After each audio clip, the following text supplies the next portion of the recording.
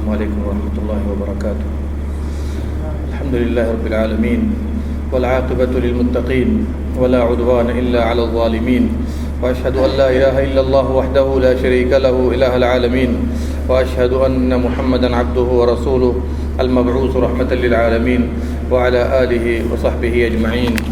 يقول الله سبحانه وتعالى في كلامه المجيد: أعوذ بالله السميع العليم من الشيطان الرجيم ويزيد الله الذين اهتدوا هدى والباقيات الصالحات خير عند ربك ثوابا وخير مردا. میرے بھائیو، دوستو اور ساتھیو، یہ نہایت قیمتی گھڑیاں جو ہم اور آپ اللہ کے گھر میں گزارتے ہیں، اس وقت اور اس گھڑی کا مقابلہ دنیا کے کسی وقت کے ساتھ نہیں.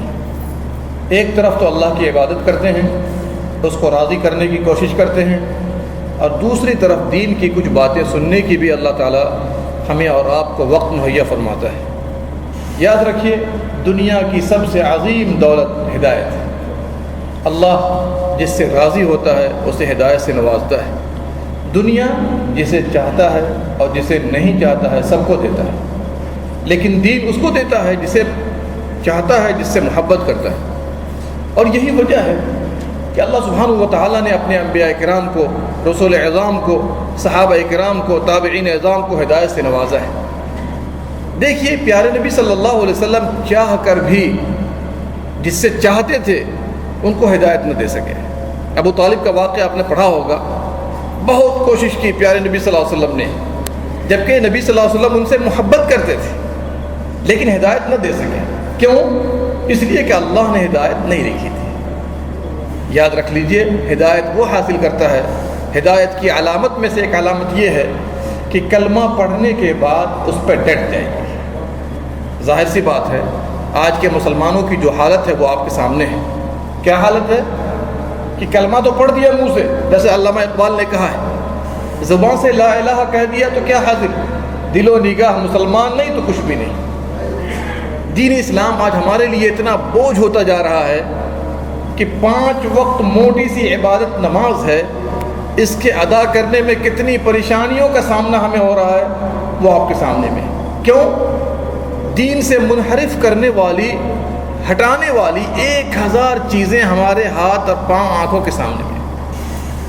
دیکھ لیجئے، آج موبائل اور جوال کا جو رول ہے وہ آپ کے سامنے میں ہے، انٹرنیٹ کا جو رول ہے وہ آپ کے سامنے میں ہے. جو برے دوست جن پر اسلام کا رنگ نہیں چڑھا ہے وہ بھی ہمیں دین سے پھیرنے کے چکر میں ہوتے ہیں. ایسی ایسی چیزیں سامنے آ جاتی ہیں کہ بسا اوقات ہم نماز سے، دین سے منحرف ہو جاتے ہیں. میرے بھائیوں، ہمیشہ یاد رکھیے، اللہ تعالیٰ فرماتا ہے: ان الذین قالوا ربنا اللہ ثم استقاموا. جن لوگوں نے کہا ہمارا رب اللہ ہے، پھر اس وہ ڈٹ گئے. کس طرح ڈٹ گئے؟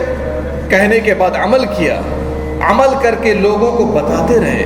چونکہ جو ہدایت پر ہوگا لوگوں کو ہدایت پر لانے کی کوشش کرے گا، جو ہدایت پر ہوگا لوگوں کو ہدایت پر لانے کی کوشش کرے گا.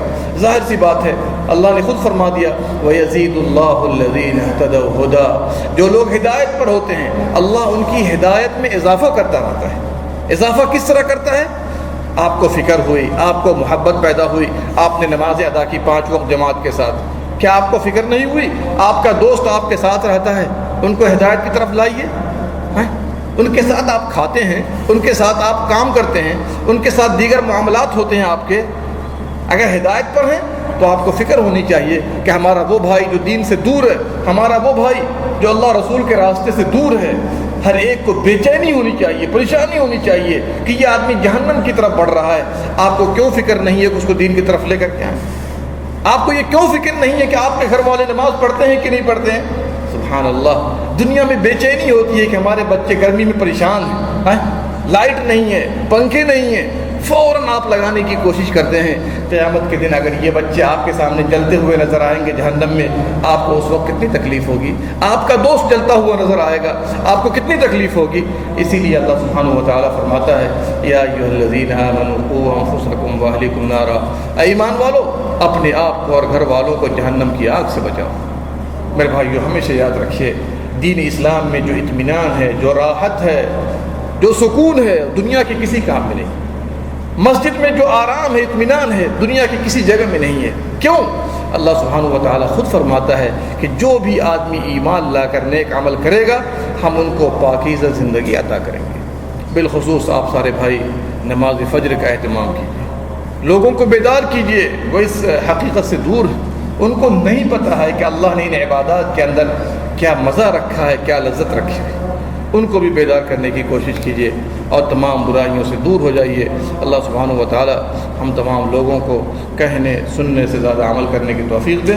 رب العالمین جب تک دنیا میں زندہ رکھے، اسلام پر قائم رکھے، جب دنیا سے رخصت کرے ایمان پر۔ آمین یا رب العالمین۔ اللہم صلی علی نبینا محمد وعلی آلہ وصحبہ اجمعین۔